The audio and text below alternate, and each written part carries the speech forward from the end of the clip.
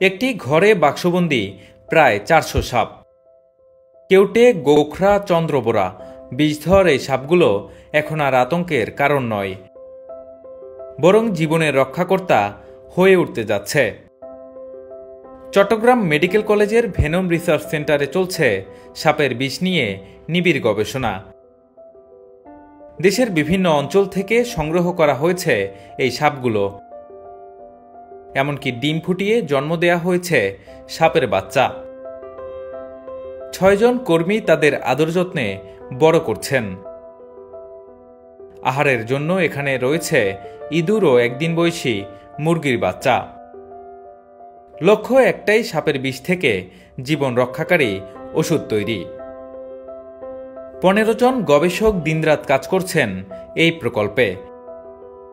2018 সালে বাংলাদেশ সরকার এই উদ্যোগটি শুরু করে, যা দেশের চিকিৎসা বিজ্ঞানে এক বৈপ্লবিক পরিবর্তনের দিক নির্দেশনা দিচ্ছে।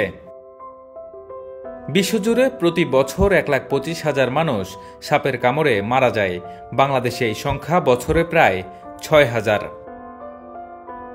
এই প্রকল্পের সমন্বয়ক ও গবেষক ডক্টর আব্দুল্লাহ আবু সাইদ জানান, সাপের বিষ বিশ্লেষণ করে এর ভিত্তিতে তৈরি করা হবে সাপের কামড়ের সর্বোচ্চ কার্যকরী ওষুধ। আমরা একটা সরকারি অনুদানে একটা প্রজেক্ট করছি, একটা গবেষণা যেটা ছিল আমাদের, এই গবেষণাটা ছিল যে রাসেলস ভাইপারের যে ভেনম আছে সেই ভেনমের এগেনস্টে আমরা একটা অ্যান্টিবডি তৈরি করতে চাচ্ছি। সেই অ্যান্টিবডিটা আমরা মুরগির শরীরে একটা নির্দিষ্ট মাপের ভেনম দিয়ে তার শরীরে একটা অ্যান্টিবডি প্রোডাকশন হবে।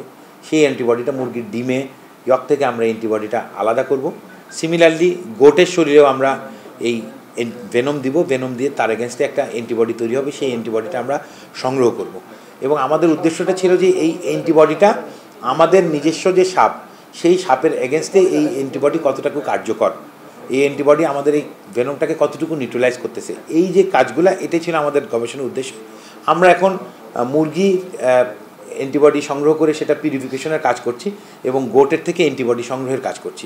গবেষকরা আশা করছেন, সফলভাবে প্রকল্পটি সম্পন্ন হলে দেশে সাপের বিষের বিরুদ্ধে তৈরি হবে সবচেয়ে কার্যকরী ঔষধ। বাংলাদেশ হবে আত্মনির্ভরশীল। গবেষণা সফল হলে আমরা তখন দেখাতে সক্ষম হব যে আমাদের দেশের নিজস্ব সাপের এগেনস্টে যে তৈরি অ্যান্টিবডি, সেই অ্যান্টিবডির কার্যকারিতাটা যদি 100% কার্যকর হয়, তখন বোঝা যাবে যে আমাদের দেশের যে সাপ আছে সেই সাপের বিষের এগেনস্টে যদি আমরা অ্যান্টিভেনম তৈরি করতে পারি, তাহলে আমরা বর্তমানে যে অ্যান্টিভেনম ব্যবহার করছি তার চেয়ে অনেক বেশি কার্যকর অ্যান্টিভেনম আমরা পাবো। এবং অ্যান্টিভেনম তৈরির প্রক্রিয়াটা তো আসলে একটা ফার্মাসিউটিক্যালস প্রসিডিউর। আমরা আমাদের এই গবেষণার ফলে হয়তো ভবিষ্যতে এটা ফার্মাসিউটিক্যালস প্রোডাকশনে যাওয়ার জন্য এটি একটি পথ। বিষ থেকে জীবন বাঁচানোর এই যাত্রা একটি নতুন অধ্যায় শুরু করেছে।